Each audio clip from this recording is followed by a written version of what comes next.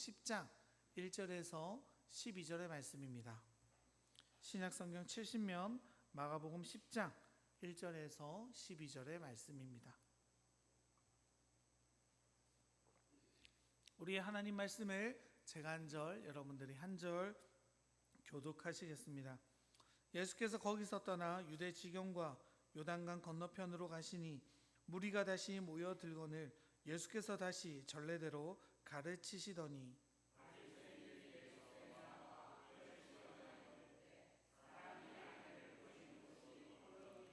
대답하여 이르시되 모세가 어떻게 너희에게 명하였느냐?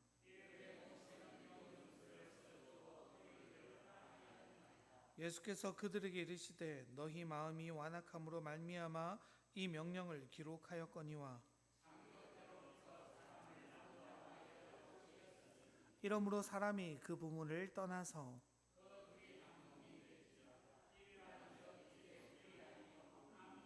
그러므로 하나님이 짝지어 주신 것을 사람이 나누지 못할지니라 하시더라.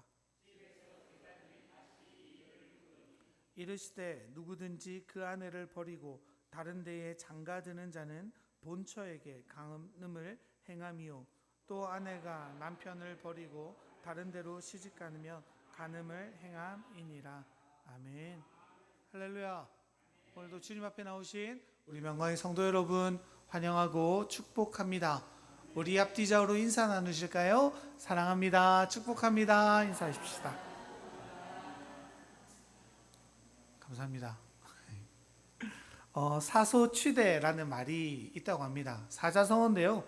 일본의 바둑 기사인 세고의 겐사쿠, 발음이 어려워가지고 세고의 겐사쿠가 처음 사용한 단어라고 합니다.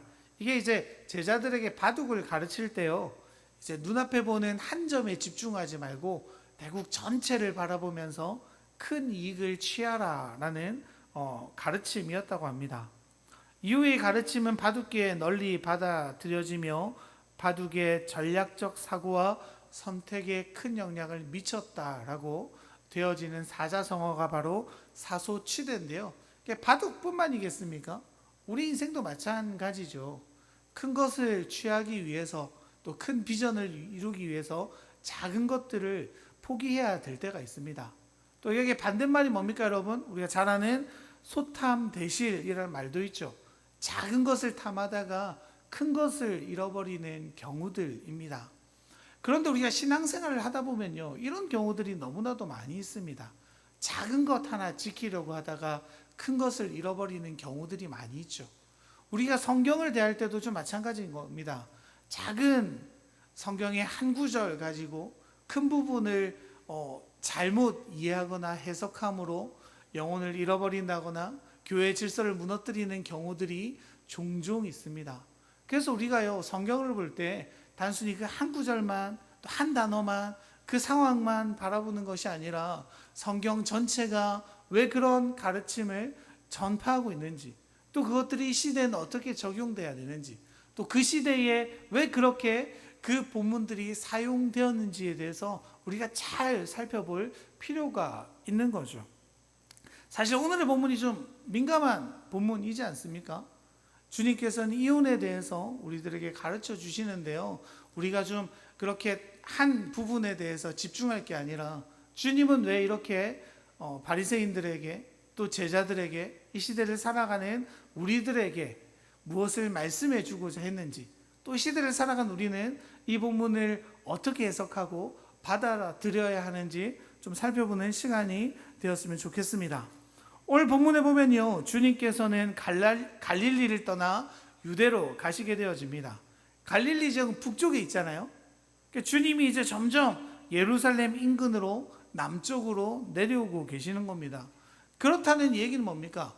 주님은 주로 갈릴리 지역에서 사역하셨습니다. 그리고 이스라엘 전역을 돌아다니면서 사역해 오셨죠. 사역 막바지에 이르러 예루살렘으로 향하고 계시다는 이야기는요, 이제 주님의 여정이 온전히 십자가의 길로 집중되어져 가는 과정인 겁니다.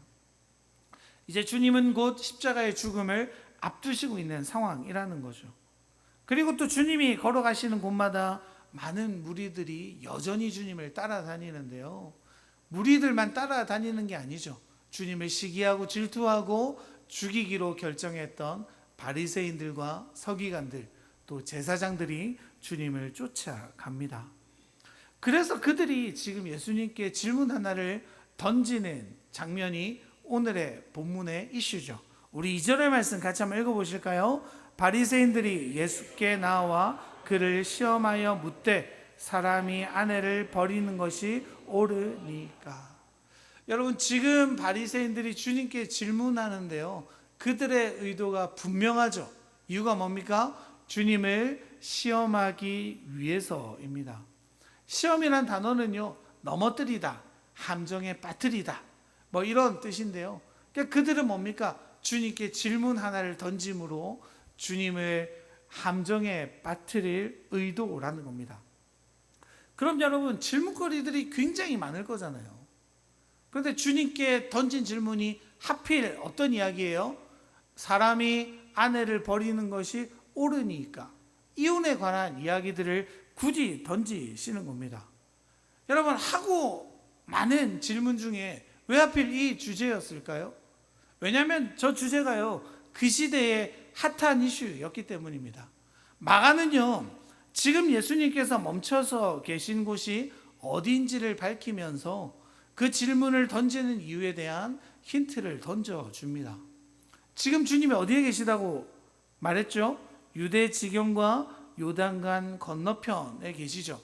여러분, 요단강 하면 떠오르는 사람 한 명 있지 않습니까?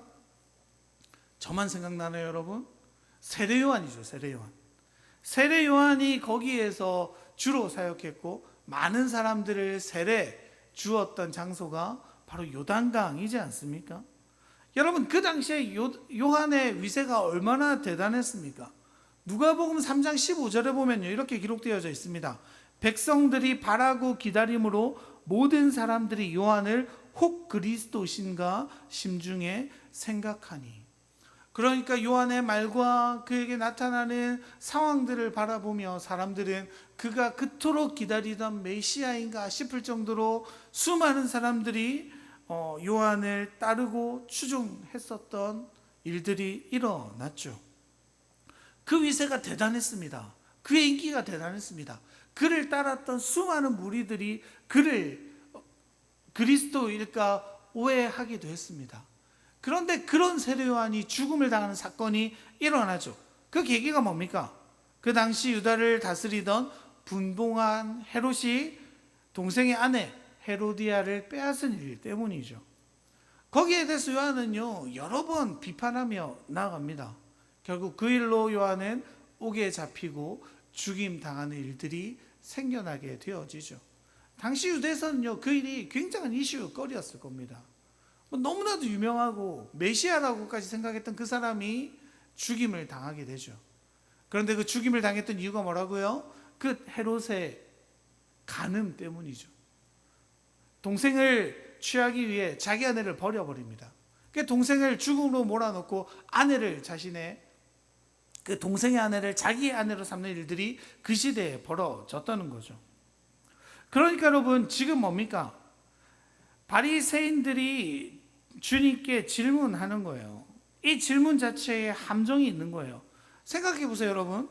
예수님이 만약에요, 남편이 아내를 버리는 것이 정당하지 않아 라고 말하면 바리새인들은 어떻게 하겠습니까? 또 고발하겠죠. 요한과 똑같은 상황으로 몰고 갈 겁니다.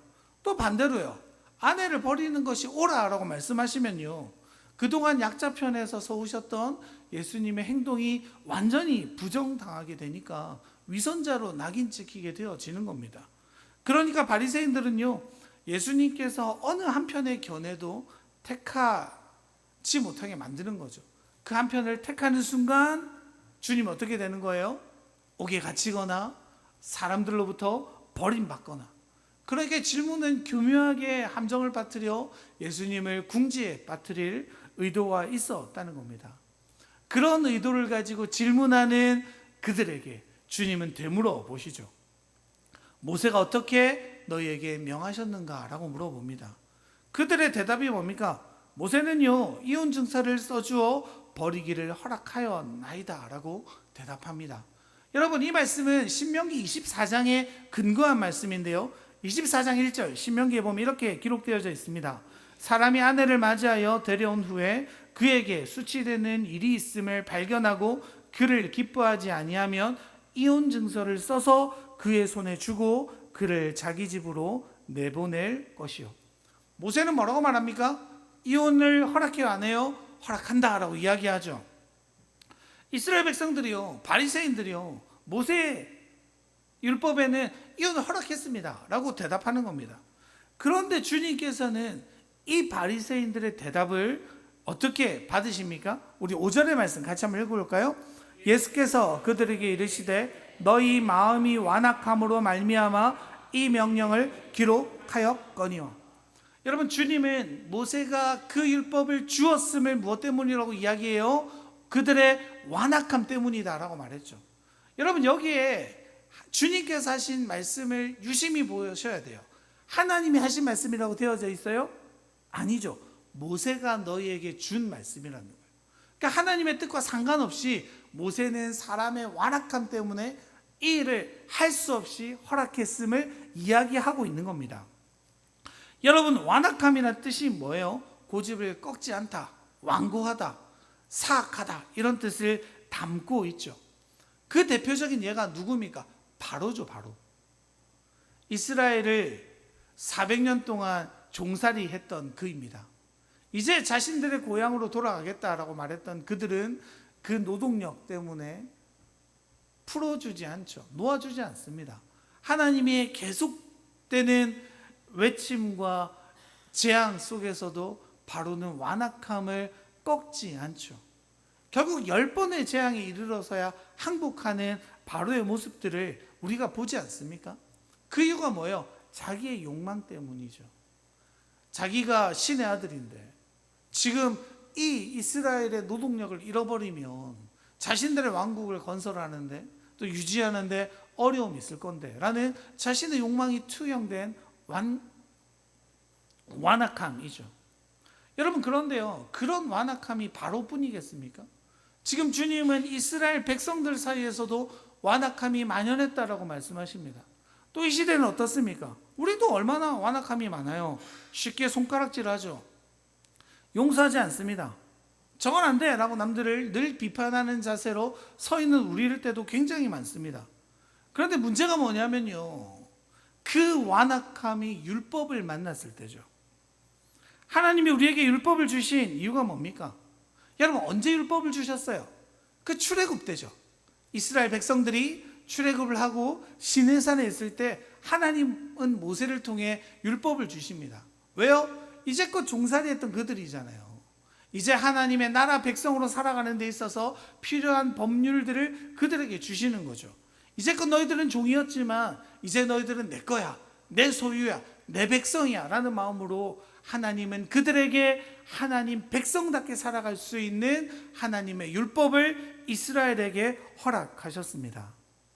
그 율법을 지켜 행할 때 이스라엘이 얼마나 복을 누리게 되는지를 주님은 보기를 원하셨죠.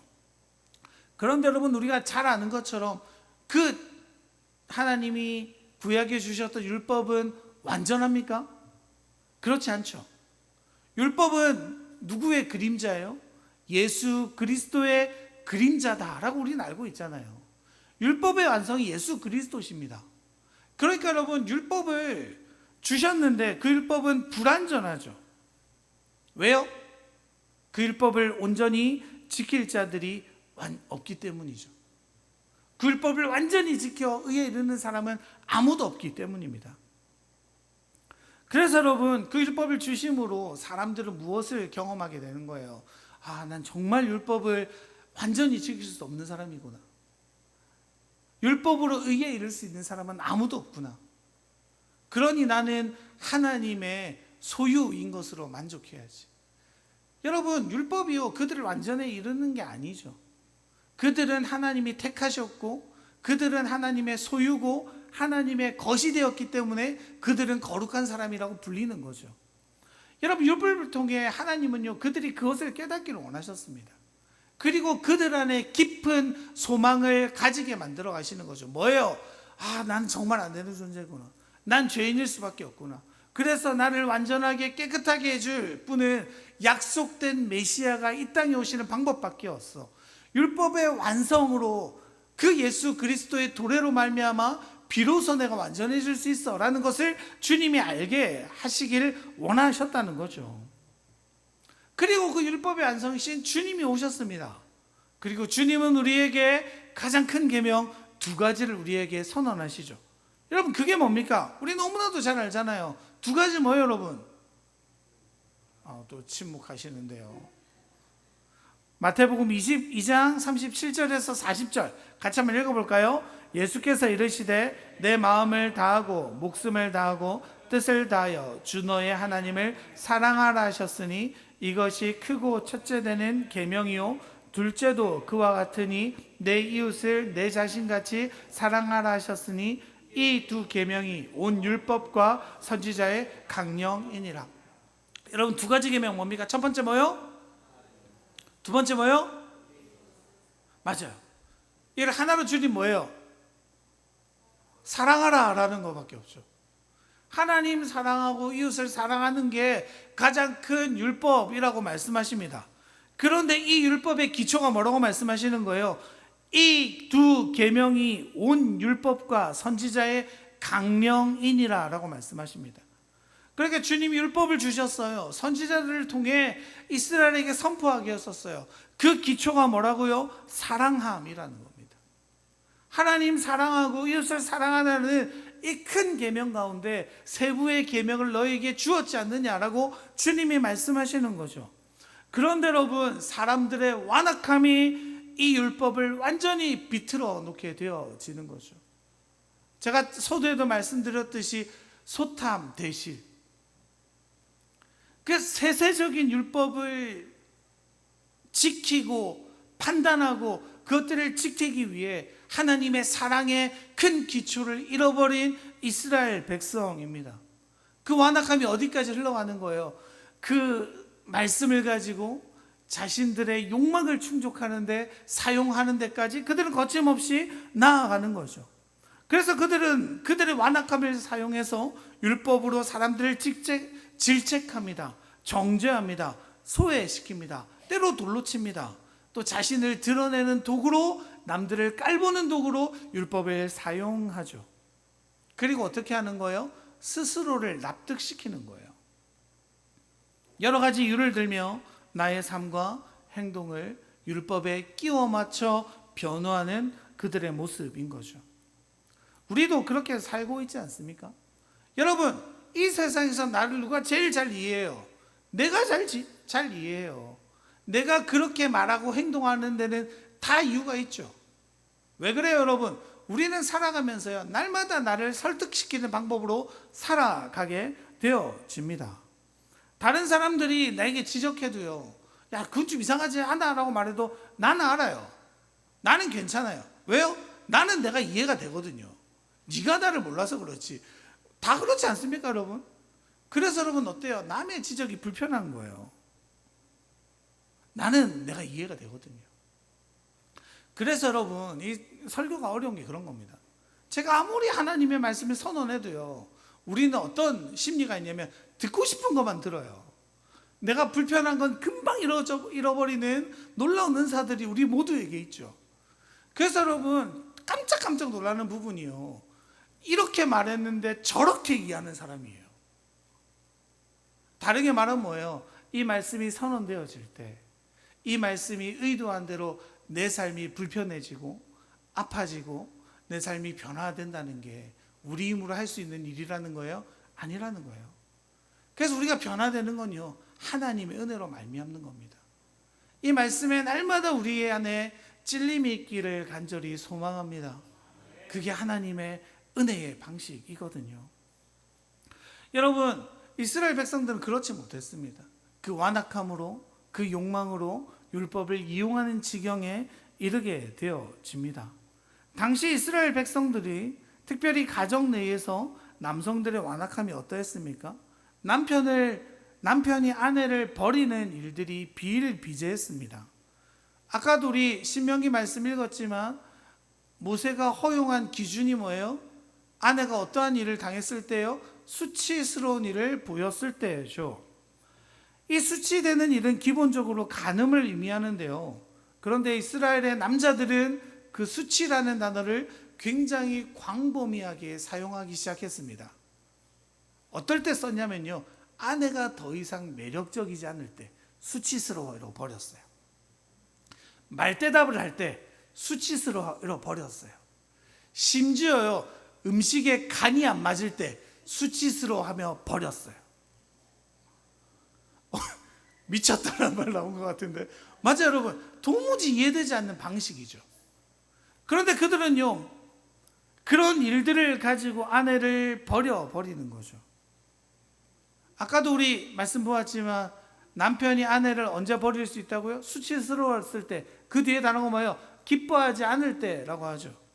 그러니까 그들의 방점이 어디 찍혀 있는 거예요? 내가 더 이상 아내가 만족스럽지 않을 때, 기뻐하지 않을 때 우린 언제든 버릴 수 있어라고 생각했던 것이 그 시대 남성상이었던 거예요. 그런데 문제가 뭡니까 여러분? 그 말씀이요, 코에 걸면 뭐요? 코걸이가 되고 귀에 들면 귀걸이가 되는 거예요. 뻘빛하면 아내를 버릴 수 있는 수만 가지 이유들을 만들어 아내를 버릴 수 있었던 게 그 시대입니다. 그런데 여러분, 문제가 뭐예요? 여자들이 그 당시에 최약자였죠. 남편에게 버림받으면 일할 수 있어요? 일할 수 없어요. 아무것도 할 수 없어요. 가정으로 돌아갈 수도 없었던 것이 아내들이었습니다. 그러니까 그 여자들이, 그 당시에 수많은 여자들이 어디로 가냐면 사창가로 갔어요. 모세가요, 그것들을 바라보는 게 너무 안타까웠던 거예요. 여자들이 아내에게 매여 있는 존재니까 자유롭게 살아가지도 못합니다. 먹고 살 길이 막막해지니까 자기 몸을 팔아 먹고 사는 일에 그냥 근근히 살아가는 그 여성들을 보고 모세가 어떻게 하는, 이혼 증서를 써줘서 참 자유인이 될 수 있는 조건을 만들어 주는 거예요. 자유인이 되면 어떻게 돼요? 자기 아버지 집으로 돌아갈 수 있거든요. 자신들의 가족 중에 자신들을 먹여 살려야 되는 부양에 대한 의무가 이스라엘 백성들에게 그때 비로소 효력을 가지게 되어지는 겁니다. 여러분, 그게 주님이 말씀하신 이스라엘 백성들의 완악함 때문에 모세가 할 수 없이 이혼 증서를 써준 이유이죠. 여러분, 그러면요, 그 남성들 한번 보시자고요.